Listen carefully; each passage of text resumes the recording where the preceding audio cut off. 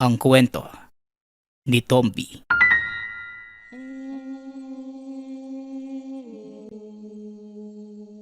Ang kwentong ito ay hango sa totoong buhay. Mula ito sa isa nating tagapakinig.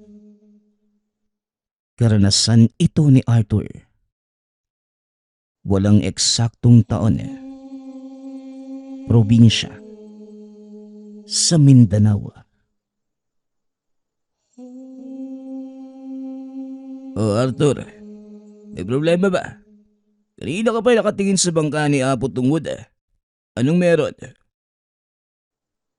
Tanong ni Kuya Donito sa nakababatang kapatid na si Arthur. Kakadaon lamang nila mula sa pagpapalaot. Kaunti lamang ang nahuli dahil masama ang lagay ng panahon. Wala po kuya. Nagustuhan ko lang yung layag ng bangkang yan. Ang kukulay po kasi. Sino po bang may-ari niyang kuya? Tanong ni Arthur. Si Apo Tungod. Ang pinakamatandang katutubo dito sa lugar na namumuno ng pangkat noong araw. Ganyan talaga yung bangka nila. Makukulay yung layag. Sa katunayan marami sila noon. Ewan ko kung ano yung nangyari at siya na lang ang natira. Ang sabi, lumipat sa ibang lugar at doon nanirahan. Ang pamilya ni Apo Tungod yung naiwan. Kaso nga lang, pagkatapos ng isang malagim na trahedya, ayan, mag-isa na lang yung matanda. Nakakatuwa nga dati kasi sa tuwing may okasyon yung kanilang pangkat, naiimbitahan yung iilan sa amin. Ang saya ng pagdiriwang nila. Kahit may mga gawain na hindi naiintindihan ng kagaya kong hindi laking katutubo. Pagpapaliwanag ni Kuya Donito. Yun po bang lalaki na hindi nagsasalita? Yung nakasalubong natin noong nakaraan?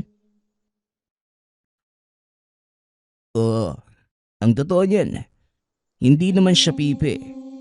Magaling magsalita yan noong araw. Siya nga yung tagapagsalita kapag may okasyon sa kanila. Ngayon lang naging tahimik pagkatapos ng trahedyang sinapit ng pamilya. Medyo nawawala na nga sa tamang pag-iisip. Nagsasalita na ng mag-isa. Sinamantala naman ng mga tao. Naging pulutan sa tsismisan. Minsan, pinagkakaisahan ng kapwa mandaragat. Ninanakawan pa ng huli. Tinitingala siya ng buong pangkat dati. Pero ngayon, basta-basta na lang kung pagtawanan. Marami pang sabi-sabi tungkol sa matanda. Mga kwentong paninira. Isa na rito yung pinapakalat na aswang siya. At sala rin sa mga kasamaang nangyayari sa mga tao. Ewan ko lang kung totoo kasi wala namang matibay na ebidensya. Dagdag ni Kuya Donito. Hindi maiwasang makaramdam ng awa ni Arthur sa sitwasyon ni Apo Tungod. Naaalala ang sinapit ng ina noong araw. Isang alkalde ng bayan. Ngunit pagkatapos masangkot sa isang pangyayari, nasiraan ng bait at pinagtawanan na lamang. Matapos ang maiksing pag-uusap, binaybay na ng dalawa ang daan pauwi. Pagkarating sa tahanan, naabutan ang kapitbahay na nagkakagulo. Unang narinig ay ang salitang aswang. Dali-dali nakiusyoso si Kuya Donito upang malaman ang mga kaganapan. Mabuti na lang talaga gising pa si Jimboy dahil kung hindi, malamang hindi nasisikatan ng araw yung nanay kong may sakit. Grabe din yung mga aswang ngayon, no? Sakiti na nga yung tao, aaswangin pa. Wika ng kapitbahay na si Aling Ingrid. May mga aswang naman talaga na mga sakiti ng binibiktima. Ngayong nakaabot na dito sa atin yung ganyang klase ng halimaw, mukhang kailangan ko nang ilipat sa ibang lugar si tatay. Kahit nakaratay sa banig yung tatay ko, gusto pa niyang mabuhay ng mahaba-haba. Tapos may aswang pala sa paligid. Nako. Parang naninibago pa kayo. Ilang beses na kayang pabalik-balik dito sa atin yung aswang na yan. Kaso noong mga panahon na yon, wala namang sakitin sa pamilya natin, kaya hindi tayo nakaranas ng pambibiktima. Ngayon na meron na, ito na, mag-iingat na lang talaga tayong lahat para kahit papano makaligtas. Tulong-tulong na lang din kung sakaling may mapansin kayo. Mas maraming kakalaban sa halimaw. Mas mapapadali ang pagtaboy natin dito. Wika naman ni Mang Roland. Sigurado ba kayo na ibang aswang ang nambibiktima? Kagabi kasi, nakita ko si Apo Tungwod galing sa tahanan ni Mang Jimboy. Mabilis na naglakad at walang lingon-lingon. Yung galawan na parang may ginawang masama. Singit ng binatang nagngangalang Tonyo. Ang binatang ito ay biktima ng aswang noong araw. Swerte lamang dahil nakaligtas sa mga sandaling yon. Kinilala niya ang halimaw bilang si Apo Tungwod. Ayon sa kanya, kamuka at kahubog ng nilalang ang nasabing apo. Walang matibay na pruweba. Ngunit dahil sa kahina-hinalang kilos ng matanda, hindi maiwasang pagdudahan. Magmula ng araw na yun, samot-saring haka-haka ang umusbong laban kay Apo Tungwod. Hindi pa kabilang ang palaging pangmamaliit sa kanyang pagkatao. Ay, kung ikaw na ang magsasabi, maniniwala talaga ako. Dating biktima ng aswang ang batang ito at namukaan pa ang halimaw na sumalakay. Itago na lang natin sa pangalang Apo Tungwod. Sandali. Bakit ba Apo pa rin yung tawag Matagal na siyang walang pinamumuno ang pangkat. Tungwod na lang. Aswang na Tungwod. Mabuti pa nga, bagay rin naman sa pangalan niyang dawitan ng salitang aswang. Pero Tonyo, talaga bang nakita mo si Tungwod sa mga oras na nangyari ang pambibiktima?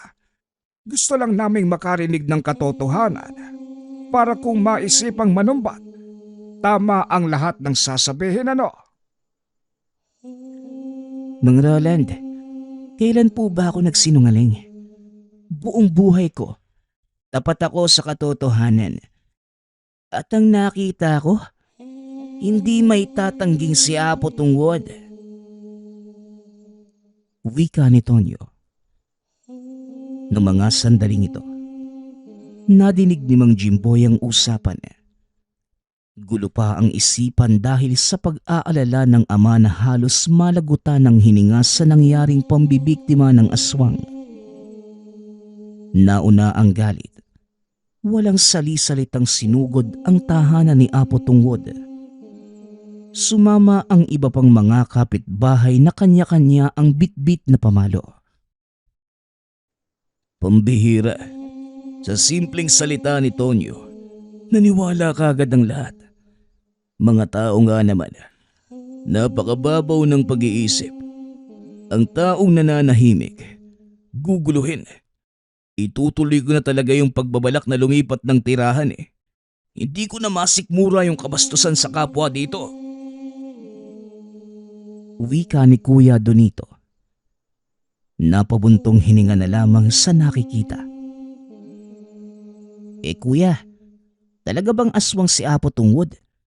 Ilang beses ko lang siyang nakita pero parang hindi naman aswang Wala lang sa tamang pag-iisip. Pero yung sabihing aswang, parang hindi naman yata tama yun. Wika ni Arthur. Mga kapitbahay kasi natin dito, masyadong mapapaniwala. Madaling paikutin sa salita. Tignan mo, sinabi lang ni Tonyo na aswang si Apo Tungwod. Sumugod na silang lahat. Ang sarap iuntog isa-isa para matauhan Tugon ni Kuya Donito. Napailing na lamang ito. Ikaw ba kuya? Minsan mo na bang naisip na ipaglaban si Apo? Tanong ng nakababatang kapatid. Natahimik si Kuya Donito. Ilang sandali ang lumipas bago nakasagot. Alam mo Arthur, sa panahon kasi ngayon, kailangan unahing isalba ang sarili. Kung may nangyayaring hindi kaaya-aya sa paligid, mas mainam nang umiwas na lang ng tingin. Alam mo yon? O siya, ihatid ko lang sa kapitbahay itong nahuling isda. Bibili kasi yun eh. Wala pa pala tayong kanin. Kung pwede magsayang ka muna. Lalakad na ako. Wika ni Kuya Donito. Kagad namang kumilos si Arthur pagkaalis ng kapatid. Magsasaing na sana ito. Kaso nga lang naubusan ng panggatong. Malapit lang naman ang kakahuyan kung saan madalas na nangangahoy. Nagpunta siya roon. Sa kalagitnaan, natigilan sa pumumutol ng kahoy nang madinig ang nagtataasang boses. Sinundan niya ito at bumungad ang tagpong hinahamon ni Mang Jimboy si Apo Tungwod. Hindi naman pumapalag ang matanda. Nasa loob lamang ng tahanan at pilit itinataboy ang mga ito. Huwag ka na magmaang-maangan, Tungwod. May nakakita sa iyo nung oras na biniktima mo yung nanay ko. Ipagkakaila niyo pa rin? Hoy Tungwod, lumabas ka dyan at mag-usap tayo ng harapan. Huwag mong hintayin na maubos yung pasensya ko. At baka makagawa ako ng bagay na pagsisisihan mo buong buhay. Wika ni Mang Jimboy. Iho, ano bang nagawa kong mali para pumarito kayo at manggulo? Hindi ako aswang kagaya ng sinasabi niyo. Tao ako. Taong nananahimik kaya pakiusap lang. Tama na. Pakiusap ni Apo Tungwod. Hoy Tungwod, hindi mo kami madadaan sa anumang paawa. Huli ka na nga sa akto eh. Susubukan mo pang lumusot. Ilang beses ka nang nakita ni Tonyo. Ipagkakaila mo pa rin. Ang lakas din talaga ng loob mo ah. Wika ni Mang Ronan. Kung ako niyan, patikimin na natin ang dahas. Hindi na pwedeng ganito lang palagi. Ilang beses na nating pinagpasensyahan yung taong yan. Jimboy, pasukin na natin yung bahay. Wika naman ni Aling Ingrid. Kagaya ng sinabi nito, pinasok nila ang tahanan ni Apo Tungwod. Ngunit sa pintuan pa lamang ay napasigaw na ang lahat sa sakit. Pagkatapos tamaan ng suligi sa iba't ibang bahagi ng katawan. Ang iba ay nagmamadaling lumabas samantalang ang iba naman, katulad ni Mang Jimboy, sumubok pang lapitan ang apo. Ngunit bago niya mahampas ng dalang kahoy, naunahan na siya nito. Isang suntok lamang ay bumulagta at nawala ng malay. Nagulat ang lahat. Nanlaki ang mga matang nakatingin sa matanda. Hala! Napatay ba niya si Jimboy? Hindi na kumikilos. Wika ni Aling Sita nang dahil sa takot. Malay ko ba? Bahala na kayo dyan. Basta uuwi na ako. Napakasakit matamaan ng suligi ng Apo Tungwod na yan. Wika ni Aling Ingrid. Dali-daling umalis kahit paika-ikang naglakad. Sumunod naman ang iba at iniwanan ang walang malay na si Mang Jimboy. Kahit si Arthur na nakatingin sa unahan, hindi makapaniwala sa nasaksihan. Makalipas ang ilang sandali, lumabas si Apo Tungwod. Kumakamot pa ito sa ulo habang hinihila palayo ang nakahandusay na si Mang Jimboy. Isinandal ito sa puno. Ipinatong nito ang palad sa ulo ng walang malay. Kalaunan, hinipan at may kung anong binigkas. Pagkatapos ay iniwanan. Nanatili lang sa lugar si Arthur. Tahimik na pinanonood ang kilos ni Apo Tungwod. Inayos na matanda ang bitag na nasira sa pagpasok ng mga tao kanina. Nilagyan muli ng suligi. Hindi madaling mapansin dahil tagong-tago. Ngunit kapag naapakan ay paniguradong matitikman ang tulis ng mga ito. Ilang sandali pa ang lumipas. Nagulat na lamang nang biglang magbago ang ugali nito. Muli na namang nawala sa wisyo. Nagbabasag na mga gamit at saka nagsalita ng mga katagang hindi maintindihan.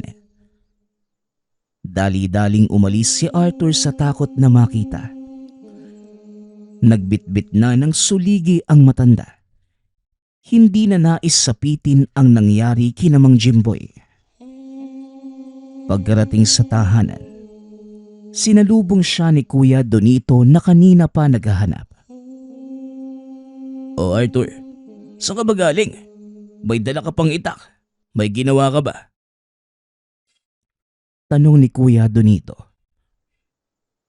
Wala naman po kuya. Mangangahoy lang sana ako kaso may narinig ako doon sa gubat kaya hindi ko tinuloy. Nakakatakot po kasi. Yun lang pala. Akala ko naman kung ano na eh. Baka may naligaw lang na mabangis na hayop. Ganyan naman talaga dyan sa gubat eh. Noong araw nga, hinabol ako ng baboy ramo. Hindi mo na kailangang mangahoy. Nakabitbit na ako ng iilang sanga habang pauwi. Halika na rito sa loob. Wika ni Kuya Donito. Napabuntong hininga si Arthur. Sumunod sa loob. Napatanong na ito at hindi na kaya pang magpigil. Kuya, ang totoo niyan, habang nasa gubat ako nakita ko si Mang Jimboy. Sinugod po nila yung bahay ni Apo Tungwod eh. Sino po ba talaga yung Apo na yun? Bakit parang may kakayahan siya na hindi taglay ng ordinaryong tao? Tanong ni Arthur. Diretsyong napatingin si Kuya Donito sa kapatid. Hindi inaasahan ang tanong nito. Hindi naman ipinagkait ang katotohanang nalalaman. Arthur, si Apo Tungwod, hindi lang siya basta-bastang katutubong pinuno. Isa din siyang antingero. Nalaman ko ang bagay na ito dahil matalik na magkaibigan ang Apo at si Lolo Iko noong araw.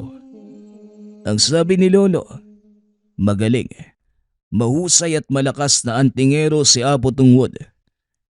May tangan itong anting-anting na nagbibigay ng pambihirang kakayahan. At ang nag-iisa niyang sandata, ang suligi. Ito ang ginagamit niya sa panunugis. Sa pagpuksa ng aswang. Malupit ang suligi ni Apo Tungwod at pwede nang ikamatay kapag natamaan. Pagsasalaysay ni Kuya Donito. Biglang kinabahan si Arthur nang maalala ang sinapit ng grupo ni Mang Jimboy kanina. Tinamaan sila ng suligi. Maging ito ay hindi niya alam kung nagkamalay na ba na mga sandaling yun. Kuya, tinira ng suligi si Mang Jimboy eh. Mamamatay po ba sila? Tanong ni Arthur. Hindi, patikim lang yun. Hindi kailanman gagamit ng nakakamatay na suligi si Apo Tungwod sa ordinaryong tao. Kahit na minamaltrato siya. Ganyang kabuti yung Apo. Kaso nga lang sinasamantala ng mga walang hiyang tao eh. Huwag mo na lang silang isipin ha. Mababaliw ka lang. Mahirap intindihin ang mga ugali ng mga yan eh. Wika ni Kuya Donito. Napatango na lamang si Arthur. Inalis na lang sa isipan ang kaganapan at inatupag ang mahalagang gawain. Hanggang sa lumipas ang ilang araw. hindi matahimik ang mga tao sa muling pagsalakay ng aswang. Marami na sa mga alagang hayop ang nadali. Karamihan ay baka at kalabaw. Isa sa mga nagmamay-ari nito si Mang Roland. Pero ang mas malagim ay ang sinapit ng ina ni Mang Jimboy. Nasawi na ito sa puntong yun. Sabi naman kasi sa inyo tuluyan nyo na yung apo tungod na yan.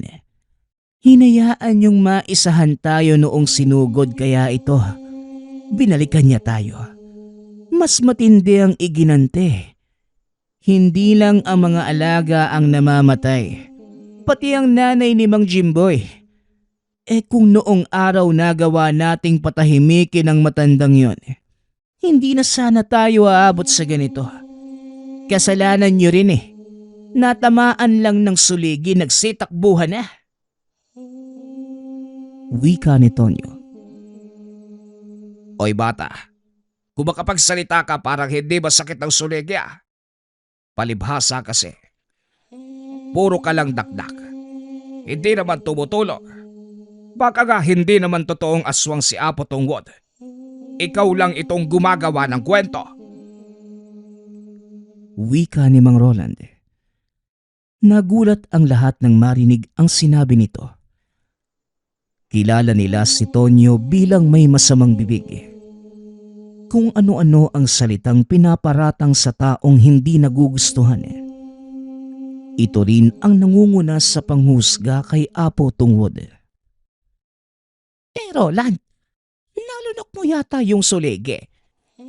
Bakit parang ipinagtatanggol mo si Tungwod? May lason ba ang tumamang suligi sa'yo para magkaganyan ka? Tanong ni Aling Ingrid. Naisip ko lang kasi itong si Tonyo Hatid ng kung ano-anong salita laban kay Apo Tungwod.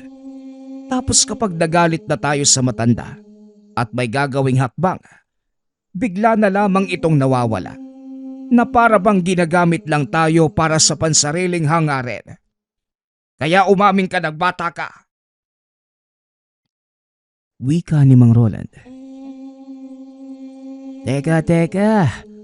Bakit parang ako ngayon ang pinagdududahan nyo? Kayo na nga tong binibigyan ng impormasyon. Babalik ta rin nyo pa ako. Tama na. Nasa lamay tayo ngayon ni nanay. Tumispeto naman kayo. Malalaman din natin kung ano ang totoo. Kung aswang nga talaga si Apo Tungwod, hindi ko siya mapapatawad.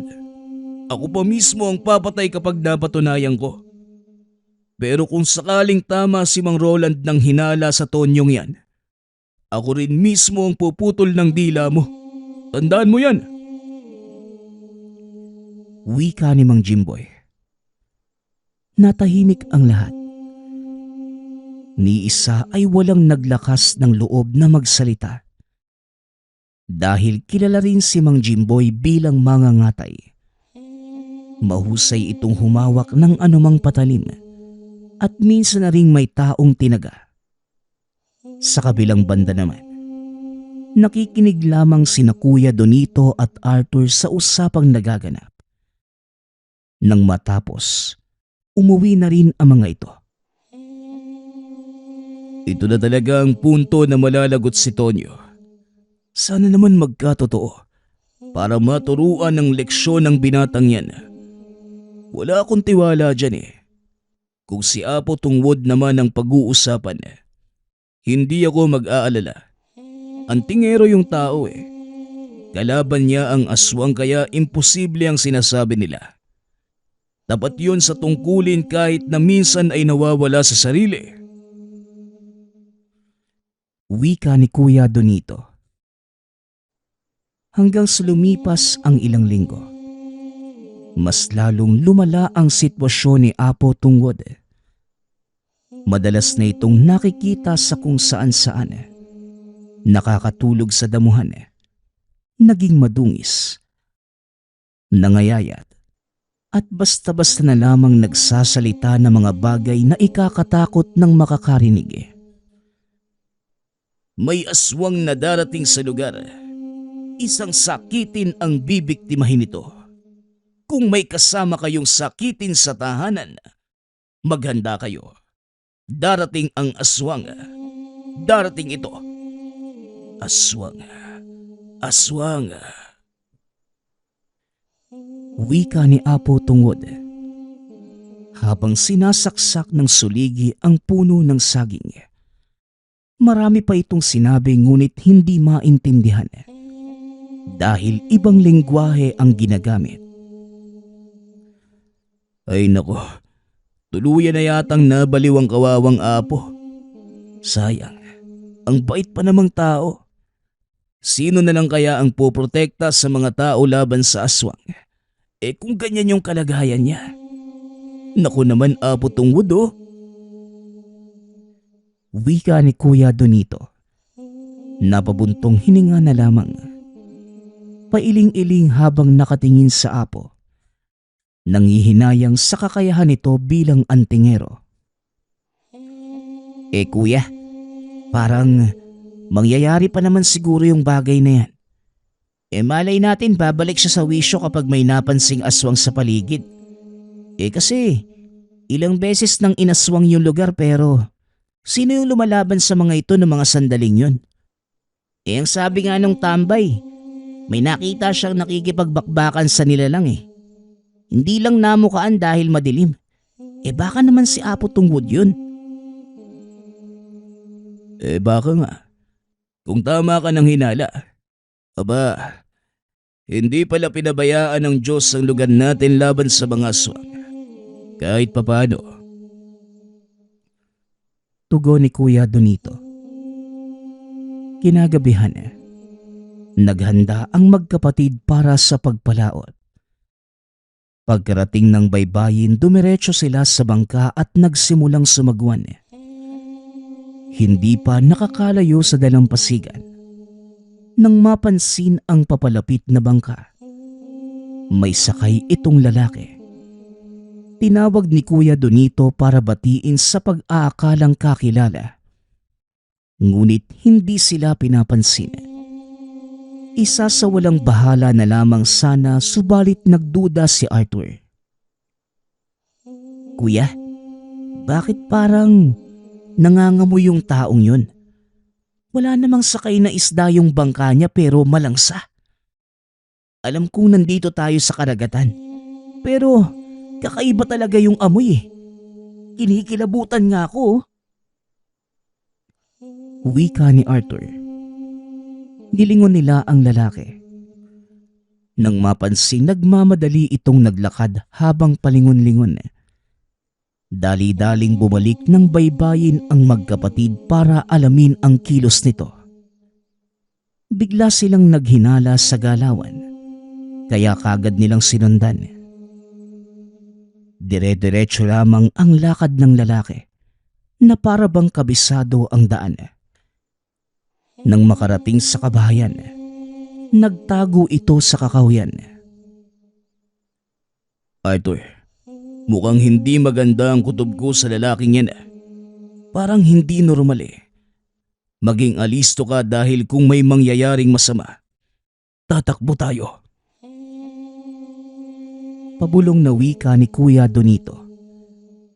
Pinagmasdan nilang mabuti ang lalaki. Wala pa namang ginagawang hakbang. Nakatitig lamang sa tahanan.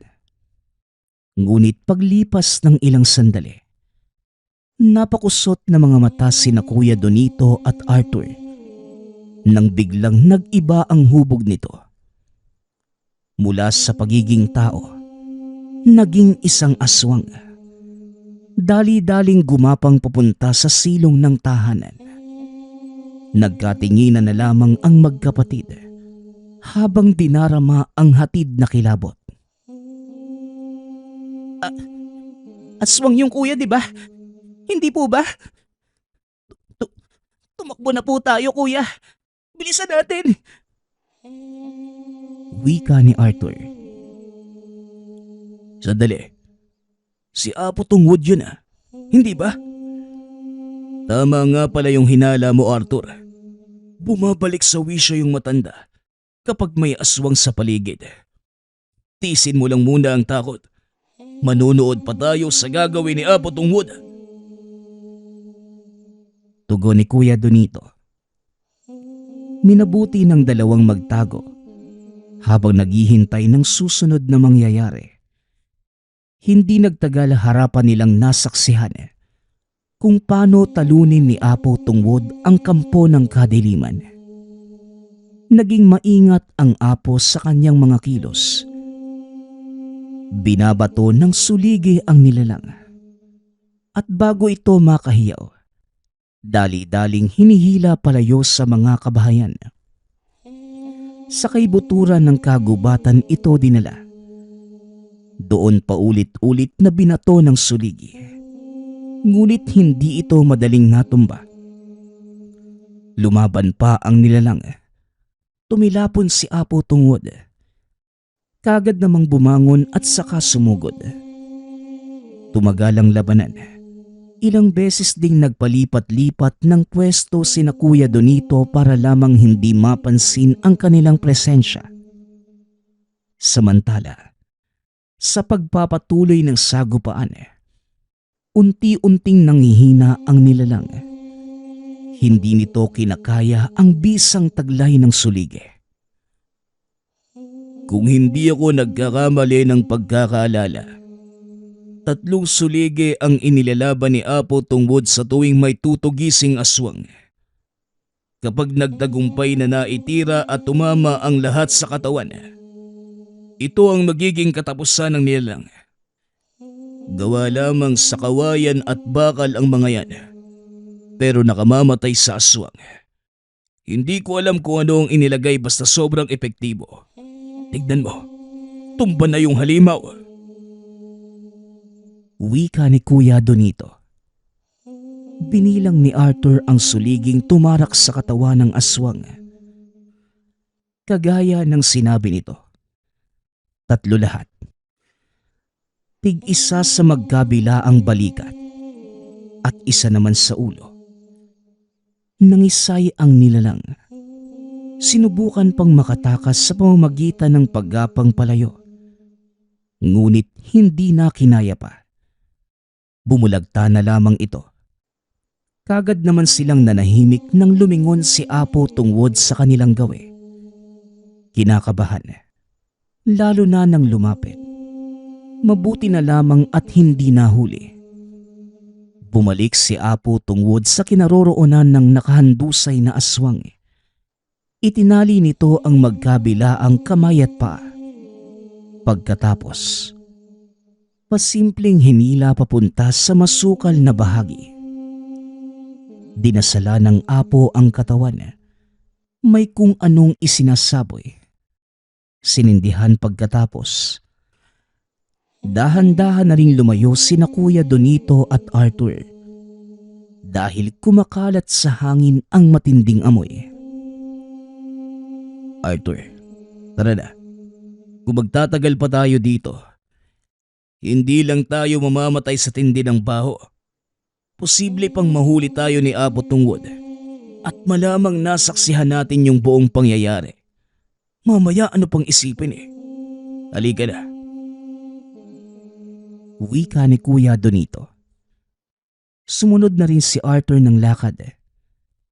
Pagsapit kinabukasan, usap-usapan ang nangyari noong nakaraang gabi. Ang tahanan na sana'y bibiktimahin ng aswang. Napansin ang presensya nito.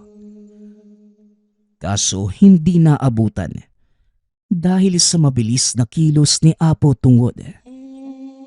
Kagaya pa rin ng dati ang bibig ng lahat. Kung ano-ano na lamang ang sinasabi. Ang lahat pa rin ay isinisisi sa Apo. Ay, Diyos ko! Hindi ko na maintindihan yung kaganapan ng lugar na ito. Sunod-sunod kung makapangbiktima ang aswang. Lilipas lamang ang ilang linggo. Meron na namang magpaparamdam. Mukhang pinagpala yata tayo sa usaping ito Wika ni Aling Ingrid. Pinagpala nga. Pero sa aswang naman, paborito yata ng nilalang ang lugar na ito. Siya nga pala. paulit-ulit nagpaparamdam yung halimaw na yan, hindi naman natin mahuli sa akto. Wika ni Mang Roland. Kagabi noong nagpaparamdam yung aswang, napansin ko yung kagat pero paglabas ko, may nakita kong taong kumakaladkad sa nilalang. Hindi ko lang malaman kung sino. Dilim na kasi natatakot din ako eh. Wika naman ni Aling Lusing. Ang may bahay ng tahanang bibiktimahin sana ng aswang. Sino? Sigurado kung si Apo Tungod yan. Wala nang ibang... Isang salita pa, Tonyo. Ipapalunok ko sa'yo itong kamao ko. Ang bata-bata mo pa.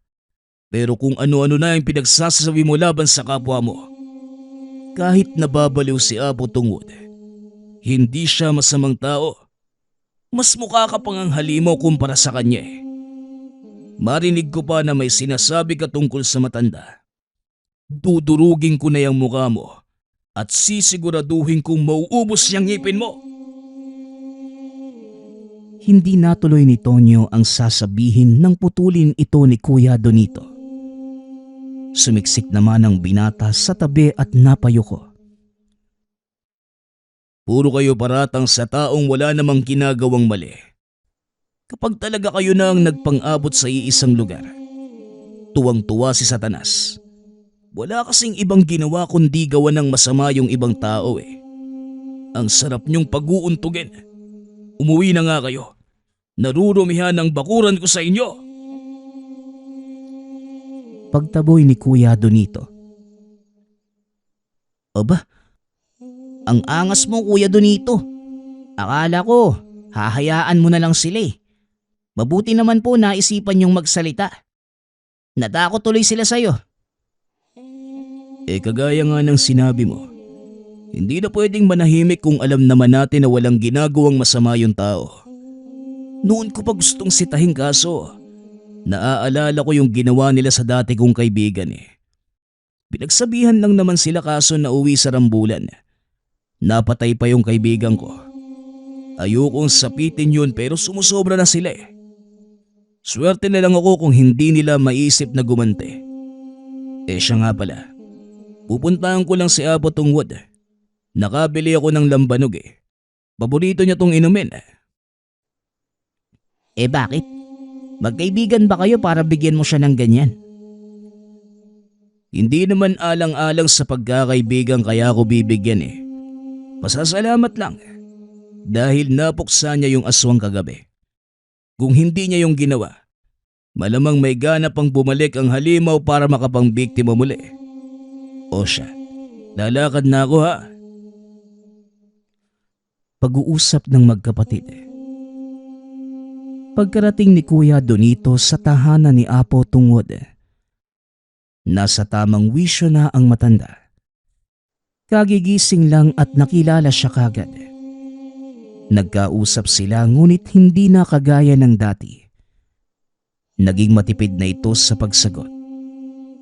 Iniintindi na lamang dahil marami ring pinagdadaanan ang tao. Pagkatapos ng usapan, nagpaalam na ito. Paglipas ng mga araw ay naging payapa ang lugar. Paminsan-minsan na lang kung nagpaparamdam ang aswang. Unti-unti na rin nanumbalik ang lakas ni Apo Tungod. Sa katunayan, inaasikaso ito ni na Kuya Donito at Arthur. Nagpumilit ang mga ito na alagaan nila ang matanda. Sa sariling tahanan pa rin naman ito nakatira. Naghahatid lamang sila ng makakain. Sa kabila ng lahat, hindi pa rin naapektuhan ang husay ni Apo Tungod pagdating sa usaping aswang. Kahit sa mga oras na nawawala sa sarili, alam na alam pa rin ito ang gagawin. Katimbang sa pagtugis ang tatlong suligi, natatapos sa buhay ng sino mang aswang na makakalaban. Ang susunod nating kwento ay mula sa isa nating tagapakinig. Walang eksaktong taon, probinsya ng Iloilo. Pangalawa si Crispin sa 3 magkakapatid.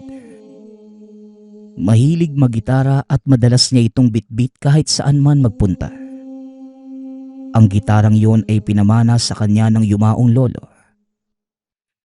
Hoy bata, bitawan mo nga muna yung kinakaskas mo at mag-igib ka muna. Wala na tayong tubig. Kahit banyo natin natutuyo na. Nay naman, ako lang po ba ang anak nyo? Andiyan naman po si Carlito at Bulldog ah. Pag ako naging parte na maskulado sa ginagawa nyo, kayo din. Natatawa pa itong nagbibiro sa ina. Kahit nagmamaktol, binitawan niya ang ginagawa at kumuha ng 2 balde. Malapit lang naman ang poso. Ngunit talagang tinatamad lang siyang mag-igib. Habang pinupuno ang mga balde, nabaling ang tingin niya sa isang napakagandang binibini na dumaan. May dala itong bilao ng puto papunta sa kanila. Ay miss, para sa akin ba yan? Kay Aling Perla, pinapadala ng nanay ko eh. Sabi ko na sa akin. Akin na yan. Ako na ang magdadala. Anak nga pala ako ni Perla. Papasok pa lamang ng tahanan. Tinatawag na niya ang ina. Nasa kusina ito at naghahanda ng pananghalian.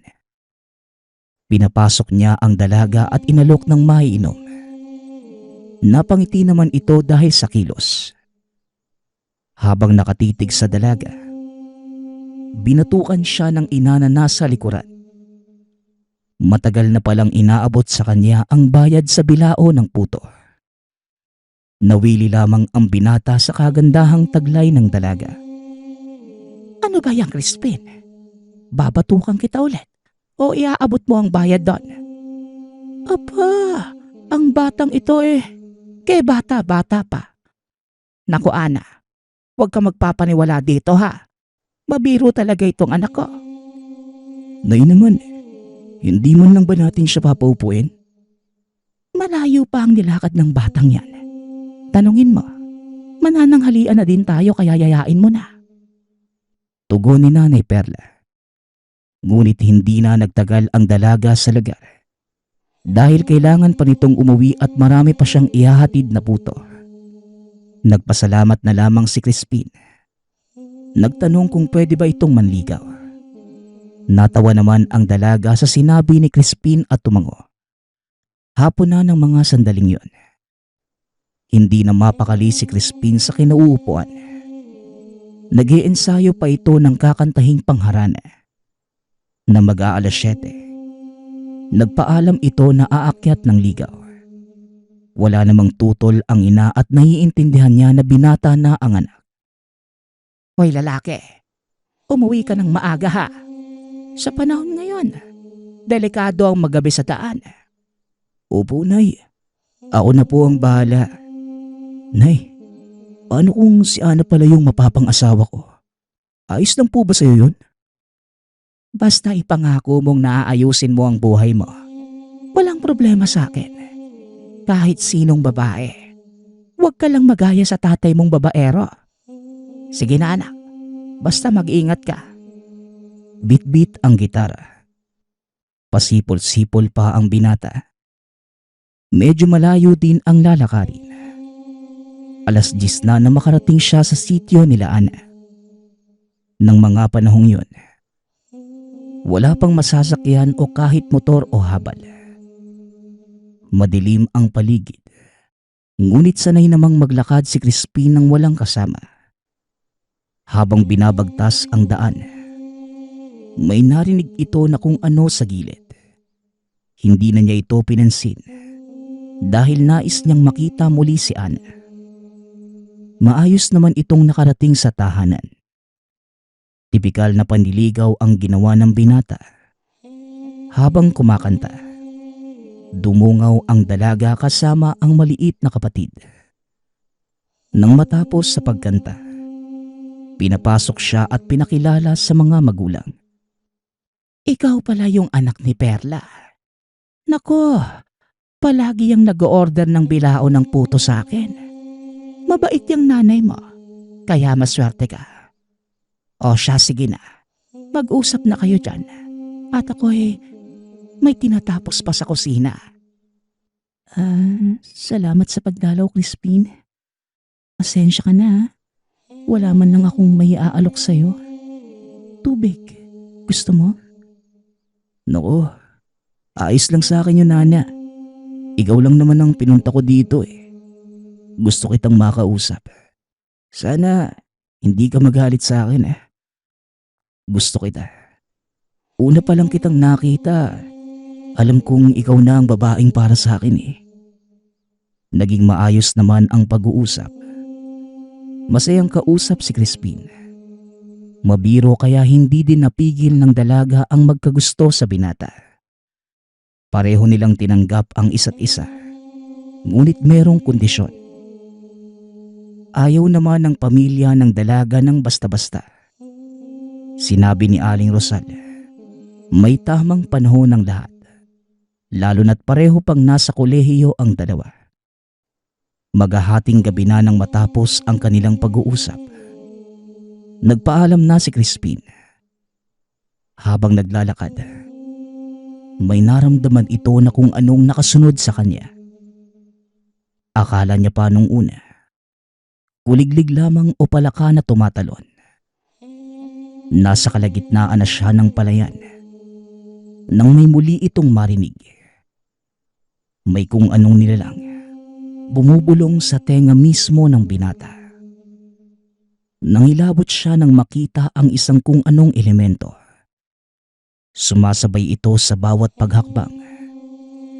Hindi na nakapag-isip ng matino si Crispin at biglang napatakbo sa sobrang takot. Kahit nadadapa man, hindi niya alintana makalagpas lamang sa lugar. Malapit na ito sa dulo ng palayan.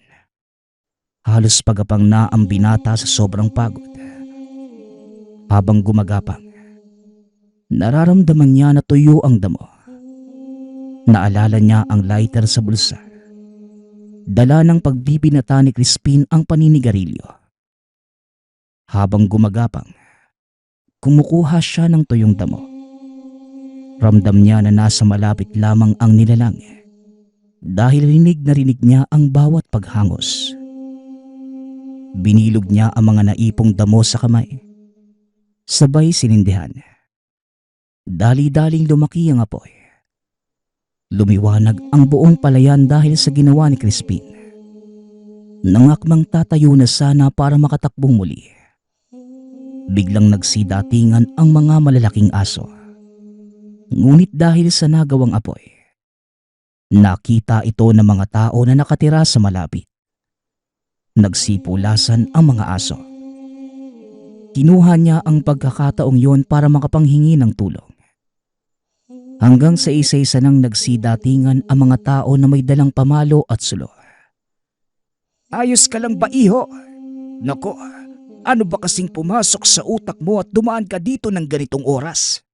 Hala sige, tumayo ka na. Kaya mo pa ba? Kapag ganitong oras, lumalabas talaga ang mga bagat. Buti na lang nakasiga ka. Nako, may mga pananim sa kabila. O siya, ihatid muna kita at tutulong ako sa kanilang mag-apula ng apoy. Masyadong malawak na ang pinsala. Hindi na nakapagsalita pa si Crispin dahil sa sobrang panghihina. Dala na din ng sobrang takot at pagod. Pinili na lamang niya na manahimik habang inaalalayan siya ni Mang Karding. Napalingon pa ito sa likod at nakita na may kung anong nakatayo sa tawid ng palayan.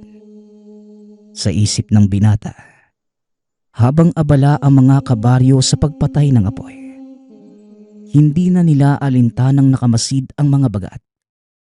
Diyos ko namang bata ka. Ayan ang napapala mo. Sinabihan na kita kanina na huwag magpapagabi. Masyadong delikado. Hindi ka nakinig sa akin. Nako, napakadami mong kalmot.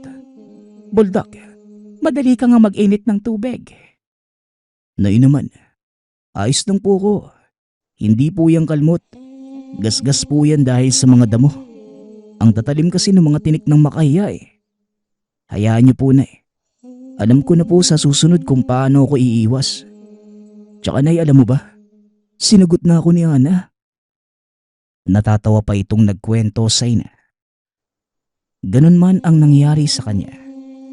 Ngunit hindi niya ito masyadong ininda. Ang nakakatuwa pa, ni hindi man lamang nagasgasan ang gitarang nasa likod ng binata. Dahil sa mga nangyari, mas napatunayan ng dalaga na malinis ang intensyon ng binata. Halos gabi-gabi itong nangaharana, pero kasama na ang dalawang kapatid. Hindi na ito pinapalakad ng ina na walang kasama. Hanggang sa lumipas ang ilang araw, buwan at taon. Hanggang sa naging maayos ang lahat.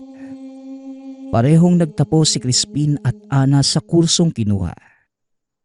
Napagpasyahan na nilang magpakasal. Sa kasalukuyan, may 2 na silang mga anak. At napagkukwentuhan pa rin ang minsang engkwentro. Sabagat, nagpapasalamat nga pala ako sa lahat ng sumusuporta sa ating channel. Nawa ay patuloy niyong suportahan at pakinggan ang ating mga kwento. Hanggang sa muling pakikinig. Paalam.